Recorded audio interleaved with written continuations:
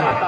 जिनको आप वोट दे देते हैं वो तो 4 से 5 साल आपके पास आते भी नहीं, आपकी विधानसभा में आपका हाल चाल पूछते हैं कि भाई किस साल में हो, ग्राम पंचायत बनी, प्रधानी का इलेक्शन हुआ, प्रधान बने, भाई उन्होंने सचिव रखा, नियम लिया, समितियां बनाई, कितना पूछा, तालाबों का पट्टा हुआ, आपको कितना पूछा गया, सरकारी जमीनों का आवंटन हुआ, आपको कितना पूछा गया।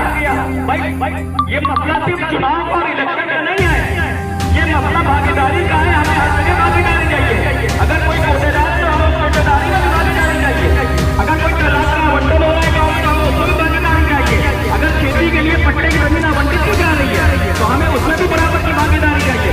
अगर भागीदारी नहीं मिलती तो फिर नतीजा क्या होता है? जब भाई जो हमारे मोहतरम बुजुर्ग हैं वो बेचारे रेवड़ी पटरी के दुकानदार बन के बैठ जाते हैं, चलो कारोबार करके कुछ तिजारत कर लिया जाए।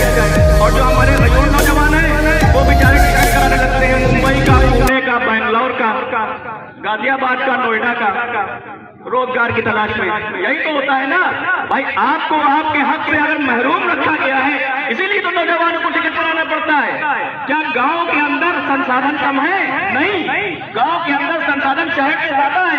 इसकी वजह यह है कि शहर की जो जनसंख्या और उसकी आबादी का घनत्व है वो ज्यादा है और गांव का जो जनसंख्या घनत्व है वो कम है, इसलिए गांव में संसाधन ज्यादा है। लेकिन क्या उस संसाधनों का जो फायदा है वो आपको मिल रहा है? तो इसका जवाब है कि जो कौम बेदार नहीं होती है, जो कौम जागरूक नहीं होती है, जो अपने हक का दावा नहीं करती है, उसको पीछे छोड़ दिया जाता है, उसको अनदेखा कर दिया जाता है, उसको अछूता बना दिया जाता है।